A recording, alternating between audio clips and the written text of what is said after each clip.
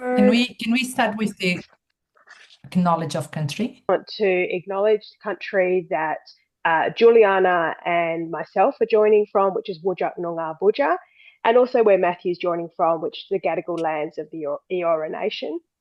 It's really important in the Australian context that we be aware of Indigenous knowledge systems, and especially when we're talking about artificial intelligence, which has really been crafted through a Western knowledge lens, that globally Indigenous knowledges are respected within these machines in the way that we prompt, generate outputs, so that we can kind of move more towards that global harmony of different knowledge systems. So thank you, and kind of over to Tina, I think. Thank you. Thank you, Celine. Delighted to be joining this call today with amazing colleagues talking about this topic of metacognition and AI. My name is Tina Austin. I've been a lecturer for the last decade in biomedical research and the past 3 years with AI and medicine and AI and critical thinking. And a lot of you may already be familiar with some of the work I've been doing. Juliana, after you. Okay, so I'm Juliana Peloche. I've got a long journey with AI before generative AI. As Selena pointed the other day, almost a decade, and that scared me. I said, "Oh my God, it is almost a decade in this field." My background is as a primary teacher, and then I got my master's in the US with teacher leadership, and then my PhD in Australia in AI in education. So I've got a bit of all the best worlds, school world, higher education. I was a lecturer until last year. Now I'm working as a senior learning advisor in AI literacy at Edith Cowan University in Western Australia. Matthew.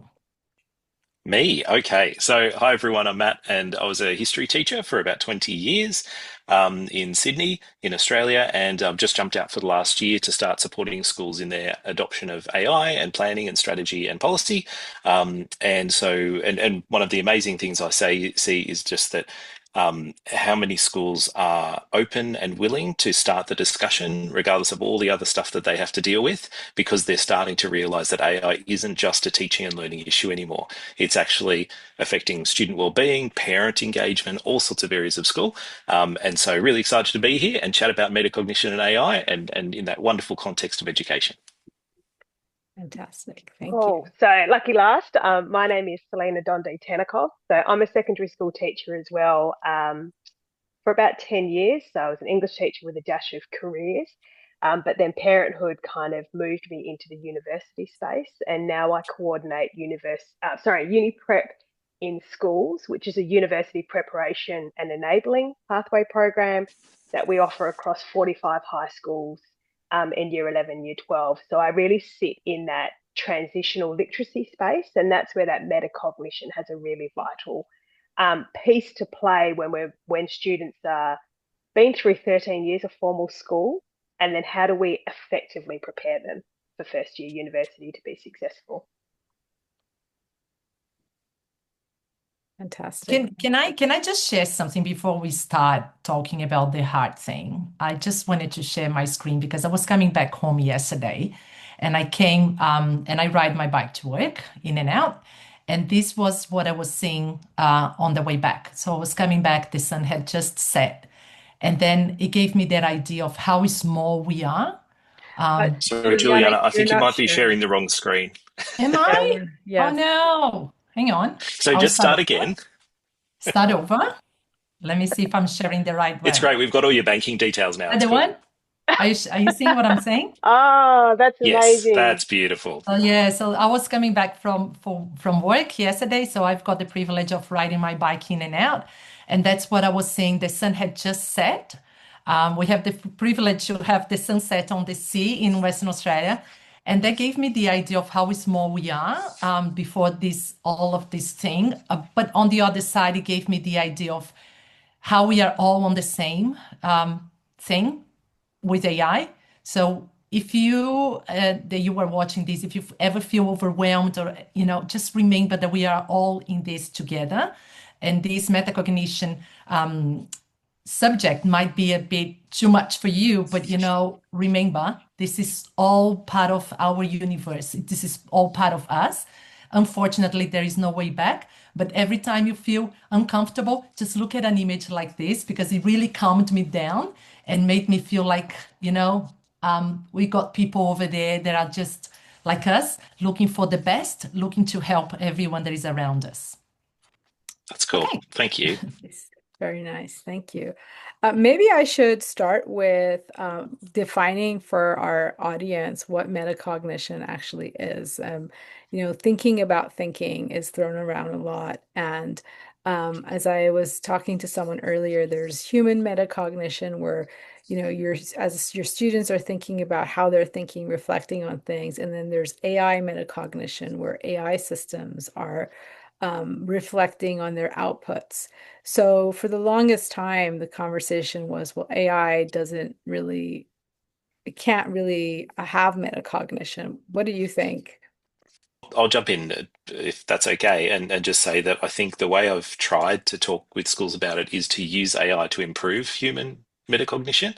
So you can't outsource that part of thinking about thinking and thinking about what you're doing, even if you see evidence of it in AI. So having said that, I do also see evidence of metacognition in AI, but it's the evidence of the thinking rather than the thinking itself. And it's sort of, I mean, in the busy schedules of teachers and school leaders and things, it's just they sort of stop at that point and go, oh, come on, like this is getting too theoretical and stuff. But it's important to say when we use AI, yep, there's trails and evidence of metacognition that's left there, but actually it's the stuff in here that matters when you go into a new scenario or the next scenario. Absolutely. Yeah, if I can build on that, I had an interesting moment with so I also 1 day a week teach pre-service teachers. I'm not sure of the term that's used in the US in terms of initial teacher education. It's one of the most rewarding things to do. So we did a mind mapping activity, and I've just got this standard one I do across several of the courses that I coordinate, where we just start with the word apple, and we do a physical butcher's paper, text is out, go for a mind map. And then I layer in, okay, if you were to give that same prompt to an AI tool, yes, it can generate your mind map, but what's missing? And one of the students said to me, emotion and memory, that when they were doing the mind mapping as part of their group work with another peer, when they were drawing up words to put on that mind map, there was an emotion or a memory attached to it. When they started thinking about Snow White and the apple, or they started thinking about, I don't know, Sir Isaac Newton, there was emotion and memory attached to that. I don't think the AI tools have that yet. We always have to use that word. I think that's really important when we look at metacognition in the early years of learning. Yeah. I think something else that we have to think is that how is AI trained? How many brains we actually have in AI? So when we talk about metacognition, I like to say that it's the user's metacognition, but there is metacognition there from many millions of minds that trained these machines as well. So it's another way of seeing this. I agree totally, Selena, and I think that emotion and this kind of, and I don't think AI will ever have because this is what makes us human.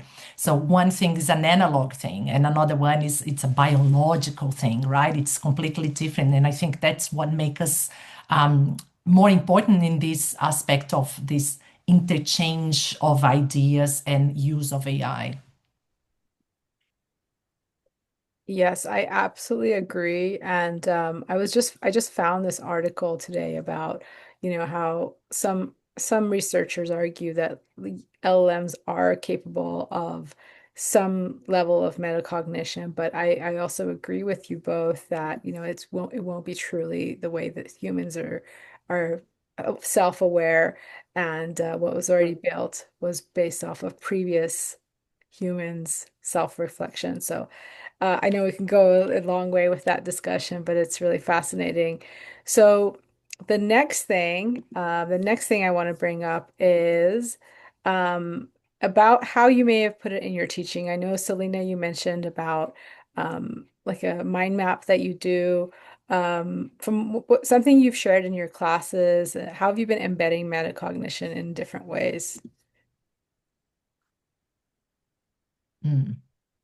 Do you want me to go I with can my offer a classes? couple I'll of go. thoughts. Oh, yeah. Oh, sure. No. Sorry. Just beat you. I just beat you. One way has been to in rethinking assessment and refocusing away from giving all the marks and all the focus to the final product and shifting some of that to the process, which we have been talking about for quite some time, right? Like since the internet and Google came out, but we've sort of ignored it up until this point in some ways. Now it's saying, okay, well, if students are going to use AI, which they absolutely will, what evidence of learning can we gather through that process of interacting with it? And so some schools and some teams are looking at how they might use that conversation with AI as part of that portfolio and saying, actually, we do want you to use it and we do want you to take screenshots or export a PDF or whatever to show us what that thinking looks like at the start of the process, during the process, and at the end of the process, so that you can actually see some improvement over time. Because the AI does have memory too, right?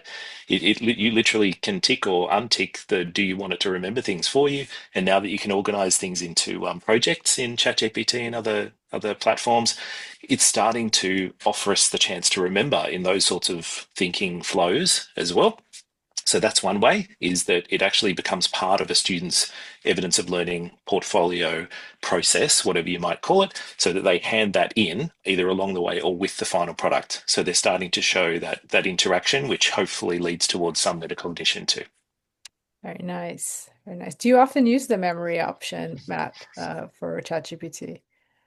Look, I've got it switched on, and I do actually find myself asking more and more, hey, remember when we talked about Yeah. Yeah. dot dot dot, or it just does, because you start talking about, if I put in an acronym for an organization I had to teach it about several days before, like a teacher association that I might be preparing a presentation for or something like that, and I start to work with it to get some ideas on how best to structure that, I might put in the acronym and it remembers what we've talked Mm. about because I've talked about it and put the acronym in or something like that. It's just a simple example, but yeah, it's starting to learn me, and I am fascinated to see what it thinks about learners as they start to use it Mm. over years and years, even in a really safe, protected environment. Like by the end of their 12th or 13th year at school, it might know that student much, much better and how they think than the human people that work with them. Yeah, and can I just add, this is more of just a curiosity thing for me because when I use it for I use the memory for the same purposes as you. Sometimes I find that it will cross over, like bleed into one topic and something you want to keep separate. So you open a incognito and then you do your work there. But sometimes it will cross over. So there's one day you talk about one topic and let's say one class, one thing, and the next day it's a totally different thing and you didn't, like, let's say you pasted a Zoom link or something there, and it happened to me where it brought the old Zoom link from a different class, and it was just something to be, I think, mindful. I don't know if it's happened to you as well, where things cross over. Oh, Yeah, absolutely. that's And I right. think I think a lot of people go, oh, see, AI can't do blah, blah, blah, blah. And you're like, hang Yeah. on, I make that mistake too, like all the time about bringing the wrong links and things like that across. So yeah, it's apples and apples kind of stuff. Sorry, Selena, I jumped in just before you did. No, that was a fantastic example. Actually, I'm going to talk about something different based on what you just said then, Matt, in terms of by the end of 13 years, I know this is not verbatim of what you said, but it will know that student. That's actually my concern. So if we think about the schooling experience of a student during primary school, and I imagine this is the same, Tina, in your education system, you have a different teacher every year, and even within a year, you might have 4 different teachers. And then when we get to high school, you have 6 different teachers a day. Now, I understand that that can be a cognitive overload for some students because they're having to code switch, especially during Mm. those early adolescent years, and it's overwhelm. But I worry, and this is why I don't agree with the personalized learning argument or strand of AI, that it'll get too narrow for our students. And again, it comes back to that human experience. So I think it's very much that balance. So when I'm using this in my class, it's probably the last 10 minutes of a class because I've done a lot of human work to lead up to it and then we go, okay, now let's try that out in in a model. And it depends which model they use because across the school systems here in Western Australia, there's very varied use of which tools are allowed and not allowed, and which are paid for by subscription by schools and which students are using free models. So can have very different outputs. Absolutely. I agree. And I'm with you there, Selena, on using it selectively. That's why with the framework that I've developed for my classes, some lessons need AI or may be benefit from AI, some will not have AI. And I put it towards the end. I start with the main things I want them to learn, and then laptops away, and then sometimes we'll have laptops open. Okay, you can critique AI here, and then self-reflect on what you thought versus then now look at AI's output. And I also agree with you, and I hope I'm not interrupting anyone right now, but I also agree with you on the last thing you said about remembering the student over the years. I try and go between ChatGPT and Claude and Perplexity and 5 other things. So it's not just one model learning everything and all of the things about what I'm asking it. So I've spread it across different things. I use it for different things just so there's not what OpenAI doesn't have the full footprint of everything I'm doing for this one class, even though OpenAI has shared my work on their website, which is nice of them. But I just also like to keep things a little bit spread out. And I agree with you, Selena. You do what we say, share the love, just a bit here, a bit there, just not give to everyone. I wanted to build up on what Matt said as well, because our university is moving into a completely new curriculum, and it's based on portfolios, right? Students need to join portfolios, they need to join evidence of their learning. So this is becoming something huge for us, especially in terms of feedback. So, and it's through this feedback that we get to know if students are actually using metacognition in their learning.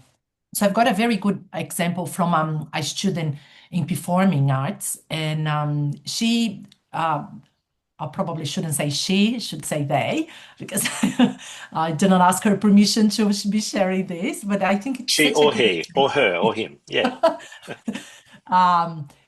But what it was asked for them to use AI in the assessment, but just show the way they used. What I found amazing is that no more guidelines rather than these that I'm saying were shared. So what came out of this was a screenshot of her interaction with Copilot. So our university uses only Copilot. So the interaction of Copilot and how she used each piece of feedback, ignoring or accepting the outcome, the outputs.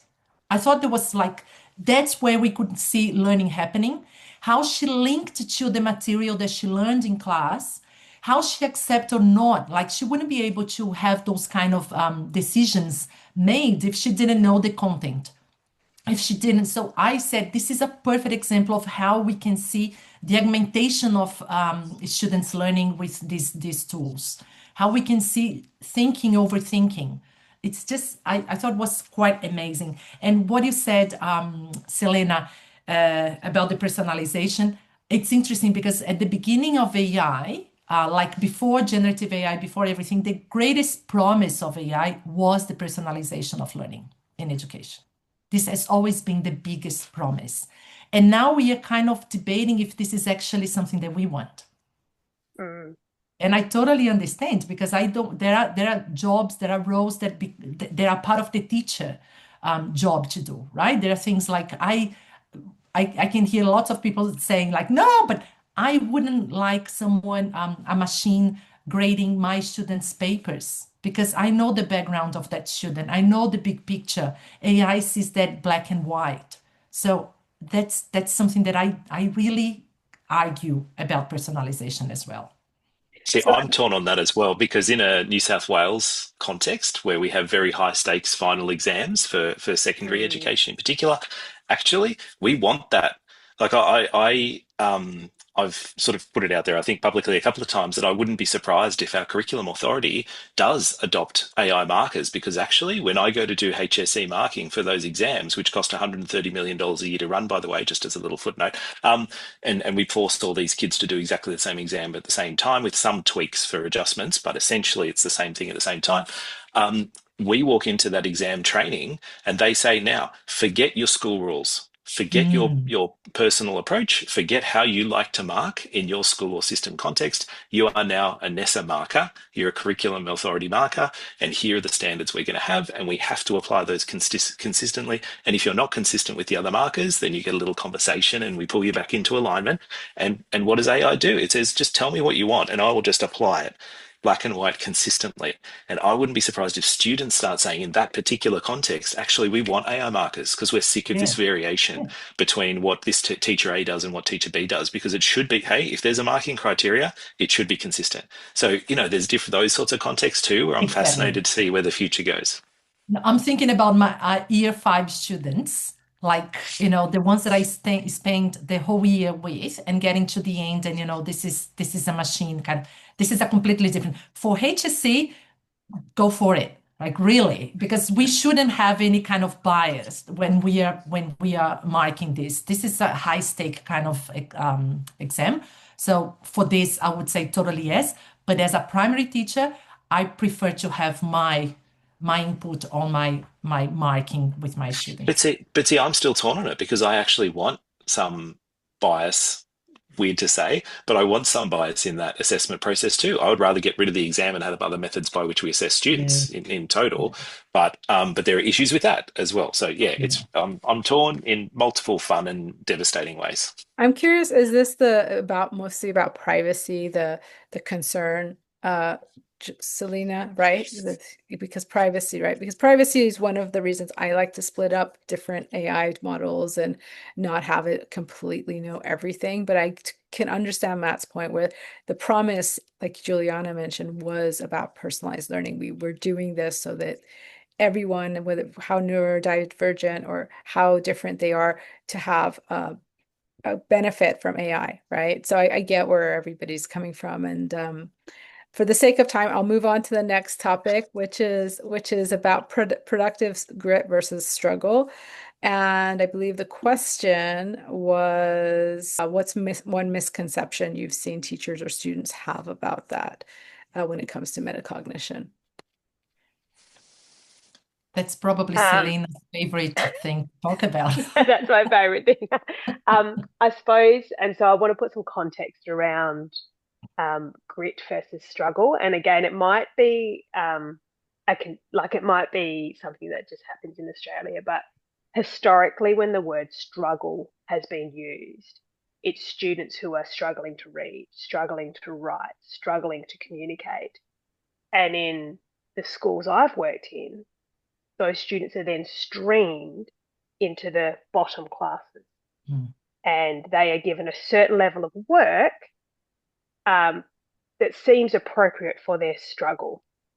So when I started seeing this term kind of take hold in this AI conversation, knowing that it's got a long history, the term productive struggle has a bit of a history before that, I found it a bit of a contradiction or an oxymoron to put productive with struggle. So I kind of thought of it in terms of it being a deficit, and I wanted to move it into a positive language. And that's where I kind of came up with the term productive grit. We want our students to have grit and resilience and not just jump over to the tool that might do the output for them and go through that grit and grind of the stages, I suppose, the levels of metacognition. So G is kind of about that growth mindset.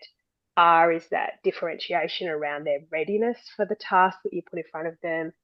Intrinsic motivation has a lot to do with metacognition and the way that we develop that in our young people. And then the T is the teacher has to be in charge of that. And I suppose it kind of loops back to the personalized learning as well. If the teacher's creating rich tasks, then hopefully our students will be intrinsically motivated to stick with that grit rather than rely on a tool. So that was kind of my framing around that. And really, really would love to hear what other people kind of think around that as well. Can I jump in now that we've had a little pause? Because I'm going to have to go in like 30 seconds. I'm so, so sorry because there's so much more we could talk about. In fact, I want to have this conversation more once I'm back from Japan and had a Yes, lovely time and please. things like that. Yeah, so, so sorry, guys, but I thought I'd jump in at that pause moment so we can kind of Go for delete it. this little bit. Go for it. Have a great chat. I'll chat to you all soon. Thanks so much. See you later. Bye. Thank Enjoy. you. I think that there are I loved the way you said about intrinsic motivation, and I don't have the answer for this, but I struggle with creating this intrinsic motivation in the age of AI when students can actually offload part of their work to the machines and get it done in seconds, and then getting that question back. And I'm talking about higher education students getting the question back, like, why should I spend hours and hours doing this if this can do it in seconds? I've been getting this question more so often now from the teachers that I've been working with, because students they lost a little bit the sense of the meaning of learning. Like, why are we learning? Why are we doing this? And I think that's where the intrinsic motivation comes from. When we start understanding why learning is so important, and you put learning in the middle, and then all of this struggle that they call for learning to actually happen becomes an uncomfortable space, but a valuable one. So, because it's got some kind of rewarding at the end. But if we can't get there in this space of creating this uncomfortable moment and getting the reward, this is the struggle for me. Like, how do we actually create this intrinsic motivation in students that lost the taste for learning? Yes, I agree. And that's where I think where we draw the line where, students would feel lost and unsupported, where, you're just challenging them for the sake of challenging versus like what Selena was describing, providing more intrinsic motivation. So I think those are fascinating points that you both mentioned. And then lastly, let's get to some of the audience questions. I dropped them in the chat, Celine. I don't know if you saw them or you want me to paste them Yeah, I've got again. those. No, Okay. that's great. Thank you. Feel free to take a stab at whichever one you like. I don't want to read it out loud, or if you want to read it yourself and read it out loud for the audience. Did you want to start with one, Tina, actually? Um, The one that kind of jumped out at you the most? honestly, what cognitive work are you offloading to technology, and what are you doing yourself? So I actually try to, like, for my classes, I'd like to do a lot more of students self-reflection through presentations, and that's where they get to like really bring in their unique wow factor, their unique personality to the class. And it's nothing to do with technology. We've tried this with technology, with PowerPoint, with all these different tools. There's no way, it doesn't improve them in any way. Just having them draw out like we had students do little TED Talks around scientific things they've learned. So they're merging what they learned in science to a TED Talk presentation.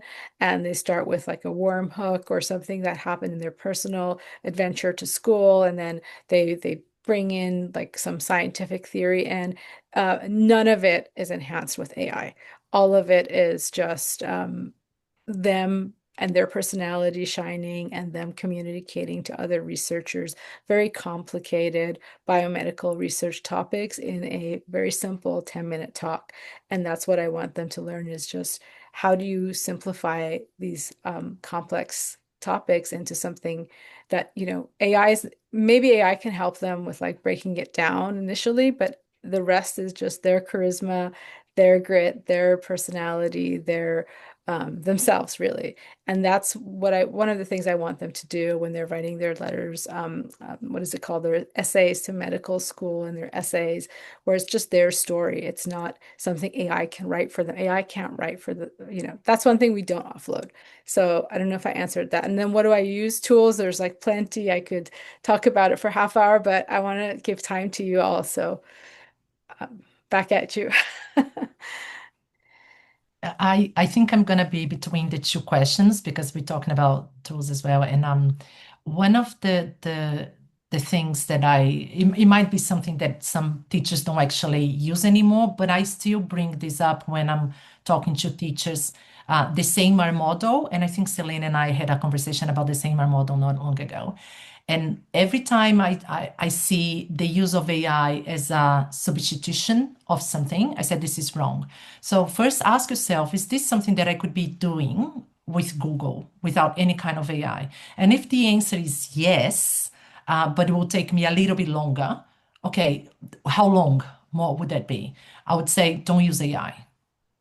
Just go through a little bit longer and go through the grit that you need, the resilience that you need to go through this and to analyze the data, to analyze the outputs, because that will bring learning, right? So every time I see the substitution, I say just drop it.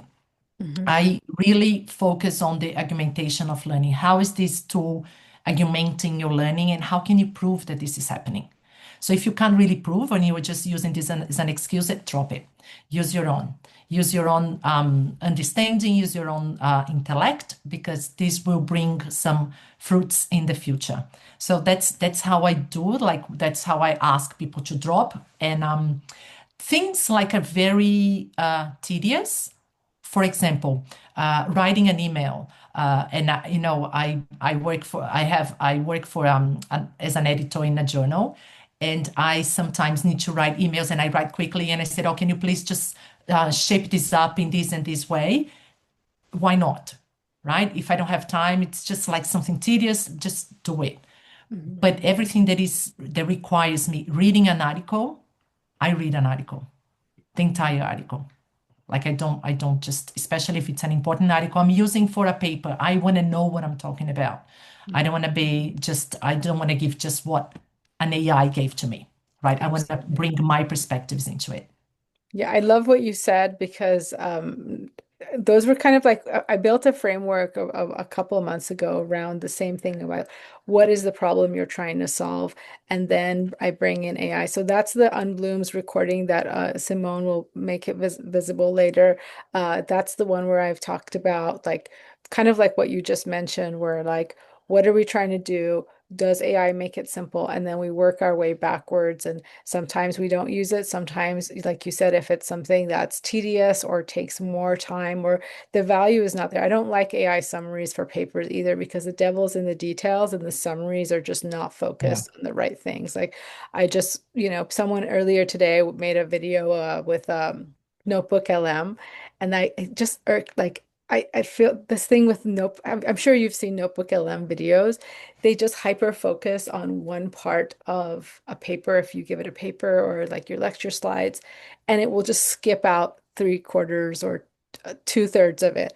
And some people are like, oh, just use that for preparing for your exam if you're a student. And I feel like, oh my gosh, you have to tell them, to be a little bit more cautious because this is not a comprehensive way to learn a class, and it will jump Mhm. between, especially if you've taught any like STEM or whatever classes.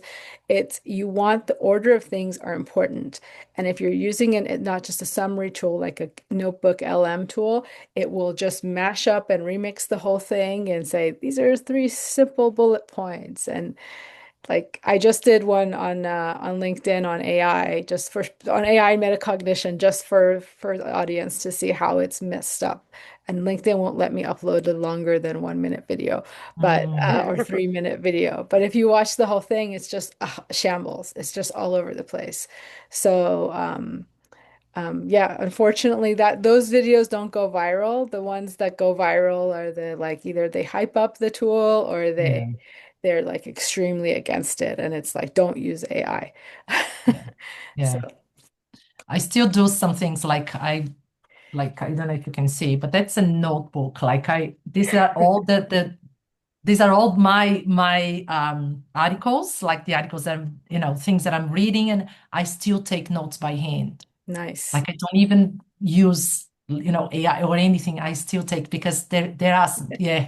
Yeah. So it's still like there are things that I'm very old school, but I have a feeling like, and there is this studies talking about how much more you can keep when you do yourself, when you write notes, so it might sound like just the other day I went to a meeting and a colleague said, "Oh, amazing! Look, the only person in the team that is responsible for AI brings to the meeting a notebook, not a laptop." And I said, "Yes." So this is concerning. What's wrong? And I said, "Well, Cognitive offloading, you don't want to offload things to just AI. That's another paper I saw this week where it was saying AI makes you more dishonest, it makes you worse, it makes you bad. There was one that came out this week and I have yet to post about it that makes you worse at your job.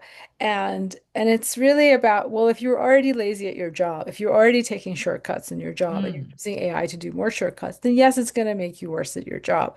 But if you, whereas like Juliana, very effective and very efficient, then you know what's important. So you're using AI in the most efficient way. So it's not going to make you worse at your job, mm, and I think that's the difference. And unfortunately, again, the viral stuff is the shock factor stuff, like the brain rot paper, which I was hoping if we had time to talk about, but I feel like we've mentioned this so many times about this paper, this preprint that the authors called up the news to discuss. There were three study groups. One study group did not use AI before and after. They were fine. I think there was one that didn't use it. I'm sure you know the paper, right? I Yeah. don't need to explain it yeah. again.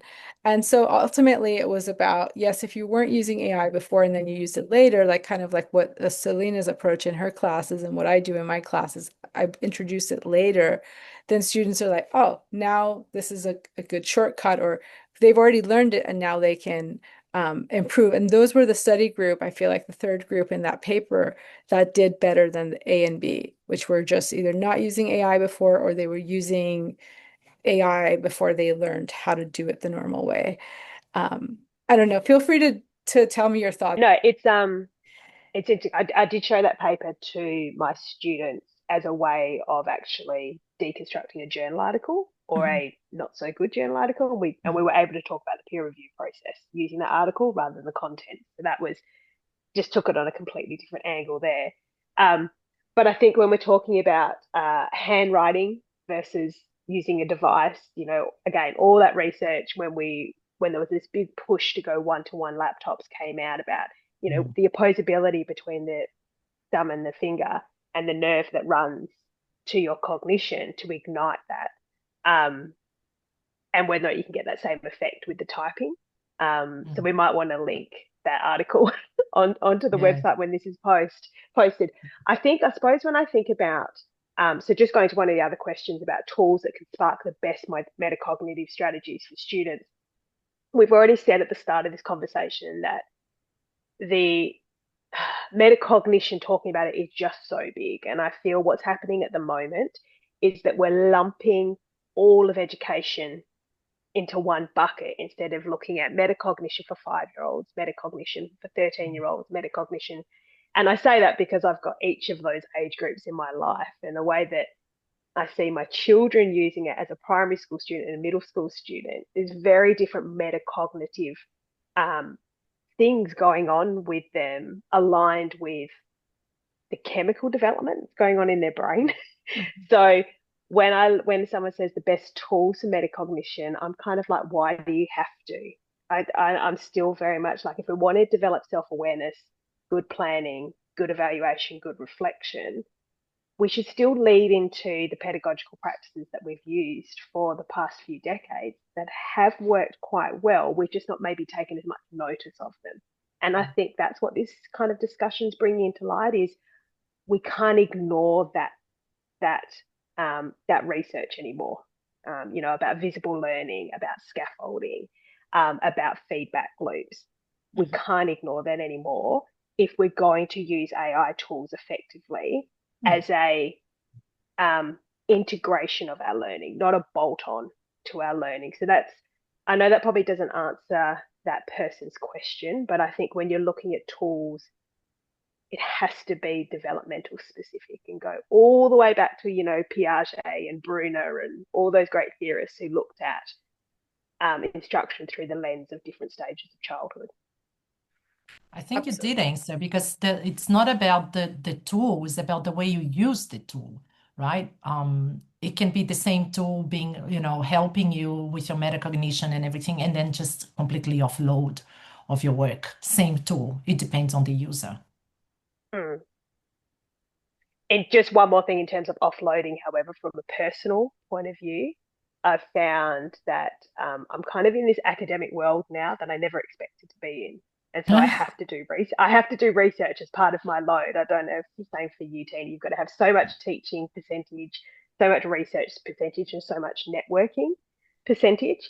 Um, and again, as the busyness of my life outside of my salary hours means I never get to my research, and I never have for the past 5 years. But generative AI has given me the opportunity to catch up. And I feel really empowered as a mother in that space. And I'm not guilty.